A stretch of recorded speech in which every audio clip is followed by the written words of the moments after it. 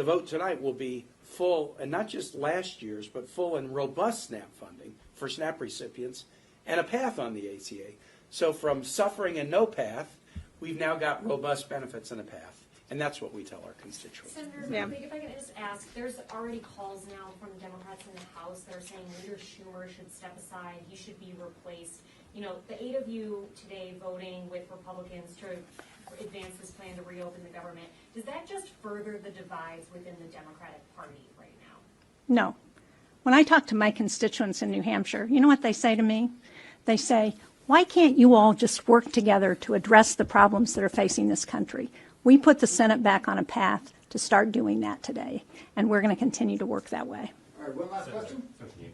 If the president doesn't agree and Republicans block the extension of AC subsidies, would you guys be willing to vote again against government funding in January when this funding runs out? That's certainly an option that I work. The vote tonight, and you've heard all of us talking about this, the vote tonight was crucial to open the government because too many Americans, hardworking individuals, seniors, children were suffering. I know in Nevada, particularly that is based on a service industry, tourism and travel, we are doubly hit. Tariffs, bad policies of this administration, and the shutdown was having an impact on travel to our state and quite honestly across the country. But it wasn't just that. We have federal workers that were suffering. We have TSA agents, we have airport controllers, and we were seeing lines to our food banks in northern Nevada. These were lines that I hadn't seen since the pandemic. And the stories were horrific.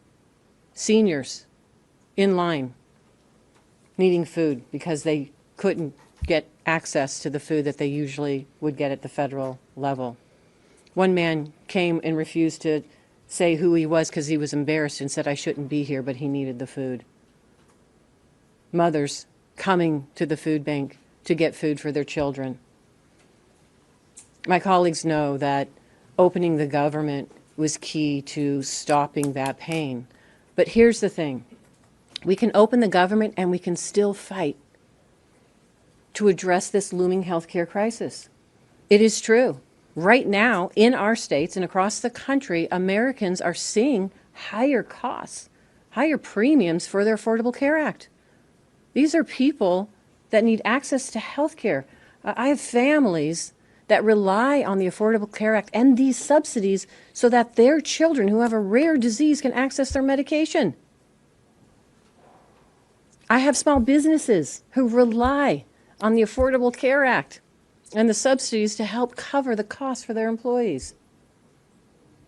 This is a fight that the Republicans need to understand is not just happening in Nevada, it is happening across the country in every state, including those red states. This fight tonight is, I agree with Senator Angus, is just the beginning. This is the beginning to show and fight for Americans across the country. Let me just say this, with the government open, we can focus on passing a full bipartisan budget for 2026 that starts with a minibus that will restore funding that President Trump cut. It delivers millions of dollars in critical funding to states like Nevada all across the country. And it, you will hear, blocks the administration from future rifts. We have an opportunity also to put Republicans on the record on the ACA. Are they committed to doing this? Are they committed? Leader Thune said he would come to the table on a health care once the government was open, and now he must follow through. If Republicans want to join us in lowering costs for working families, they have the perfect opportunity to show the American public. I expect Republicans to be at the table in the next few weeks. I expect the White House to be at the table. And if they do choose not to come to the table, they can own the disastrous premium increases that will continue to rise. They will own the fact that Americans across this country are going to lose access to health care. We were elected in the Senate to work on real solutions that help working families. It's our responsibility to work not only here amongst ourselves, but across the aisle to solve these problems for the Americans, make their lives a little bit easier. And that's what we have done tonight. So, hey, everybody, I'm the cleanup hitter because I joined this group I joined it 48 hours ago. Not for lack of interest, and I got to applaud Jeanne Shaheen and this group because they have been having open meetings that anybody could participate in on negotiation, but I had my hands full focused on the Virginia elections until Wednesday morning. And as soon as that was over, I have now engaged with a particular purpose in mind.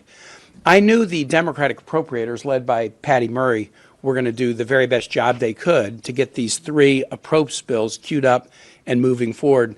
A bill, for example, that has very robust SNAP funding, very robust funding for the VA. I had confidence in that. And I had confidence in these guys that they were going to get the best possible deal they could get from Republicans on the ACA. We were in a situation where SNAP recipients were suffering, and there was no guarantee we would ever get to an ACA solution. Now we've got robust SNAP funding and a guaranteed vote, not a guaranteed outcome, but a guaranteed vote on ACA tax credits. But I engaged on the issue that I've been talking about for a month on the floor to Senator Thune, Katie Britt, Lindsey Graham, James Lankford, anybody who had listened to me on the Republican side.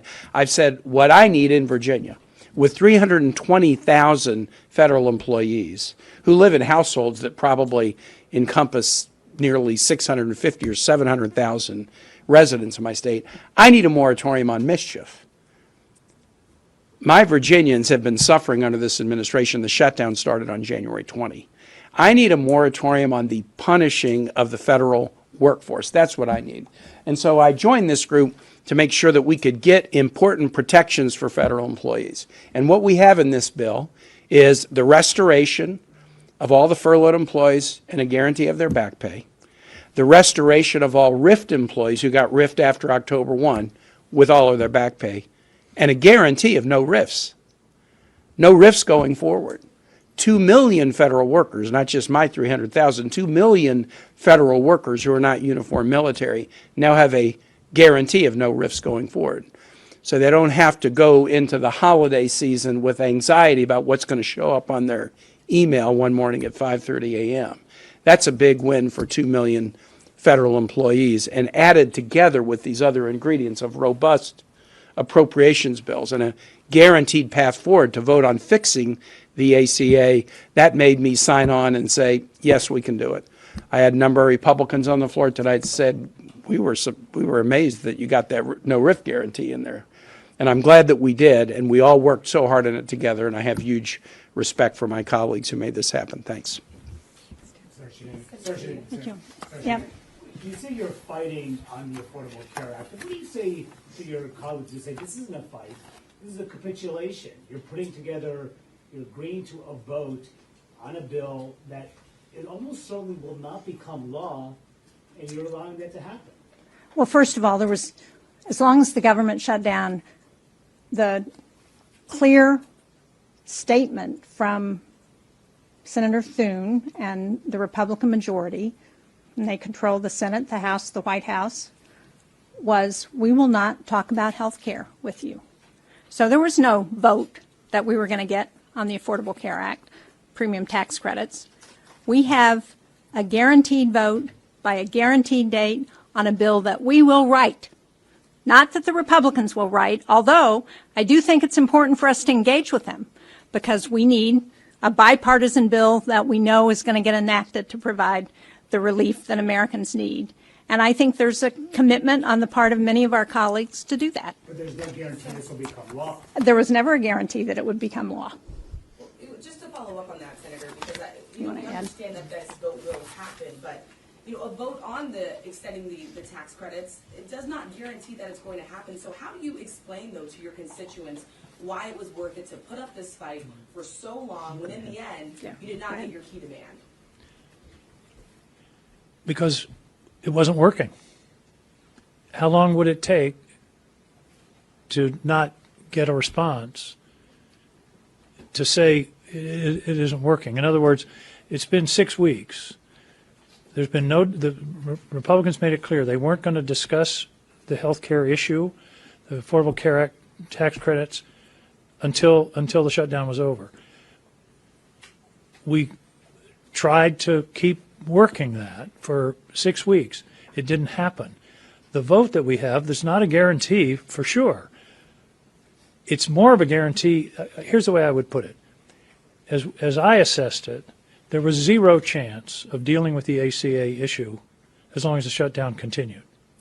Now, I don't know, 50-50, but there's a lot better chance now than there was this morning because nothing was happening and there was no evidence that another week or another 2 weeks or Thanksgiving or Christmas was suddenly the Republicans were to come to us and say, oh, we want to now talk about the ACA. If they weren't going to do it by now, what's going to change in the next 2 weeks that's going to make them do it? And that was really the assessment. Again, I would say, right, as of this morning, there was a zero chance of having a work on the ACA. Now there's a measurable chance. Will it be everything that everybody wanted? No, because we need 60 votes. And so there's going to be a negotiation. But Republicans have already started saying, well, here, if you did this or did that, maybe we can get there. So I would take a reasonable chance against no chance every day. And the other piece is, and we didn't really emphasize this, there are 3 important appropriations bills in this that would lock in SNAP for the rest of the year at a very substantial rate, plus other benefits. Veterans funding is guaranteed if we can get these 3 bills through. So there's a plus on that.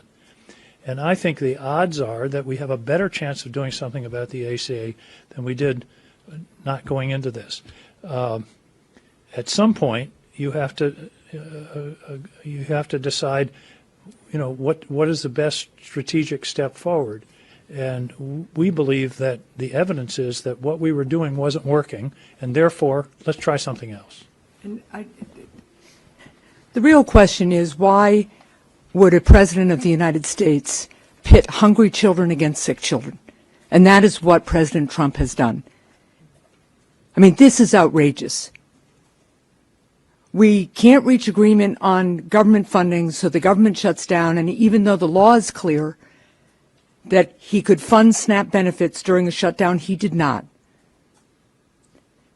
And then he also said, and by the way, I don't really care if people's health insurance premiums get so high they can't afford their care. That's on Donald Trump. My vote today was to do 2 things, both equally morally important and imperative.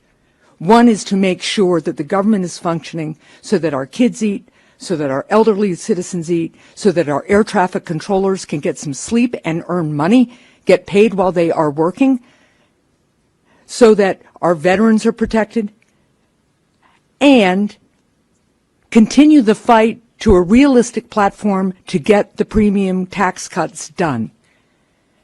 And if that is not successful, then shame on the Republican Party and shame on Donald Trump. But the American people will see who stands with them on health care and who does not. And that will be the platform of the next stage of the fight. I hope we can find bipartisan agreement on an extension of those premium tax credits. In New Hampshire, a couple who are 60 years old or so, earning $85,000 a year, are seeing like a $15,000 increase in their insurance premiums. This has to get fixed. And we have about a month to do it before the harm gets to be irreparable. And again, if the Republicans can't come to the table and do something reasonable on this and make sure that people can afford their health care and that the whole private commercial market also doesn't see skyrocketing increases, then shame on them. Yeah. What do you say to the millions of Americans who are already in the Obamacare exchanges, seeing premiums skyrocketed, who were hoping because of what you all said that they would get answers on what their premiums would be now, but have to wait weeks longer since you've decided to open the government without immediate action on the subsidies? Well, as Senator Hassan said so well, the Republicans weren't providing any commitment or even a willingness to vote or a willingness to discuss extending the premium tax credits. We have the opportunity to do that now, and we will hold their feet to the fire. And just quick, most of us up here in the group of 8 that voted for this tonight have voted repeatedly with the Democratic strategy of we're not opening and we want you to take action on the ACA tax credit. But after 40 days, it wasn't going to work. So here we are in a situation, and this was the reality. SNAP recipients suffering, nothing happening on ACA. The vote tonight will be full, and not just last year's, but full and robust SNAP funding for SNAP recipients and a path on the ACA. So from suffering and no path, we've now got robust benefits and a path. And that's what we tell our constituents. Senator, Yeah. if I could just ask, there's already calls now from Democrats in the House that are saying Leader Schumer should step aside, he should be replaced. You know, the 8 of you today voting with Republicans to advance this plan to reopen the government, does that just further the divides within the Democratic Party right now? No. When I talk to my constituents in New Hampshire, you know what they say to me? They say, why can't you all just work together to address the problems that are facing this country? We put the Senate back on a path to start doing that today, and we're going to continue to work that way. All right, one last question. If Yeah.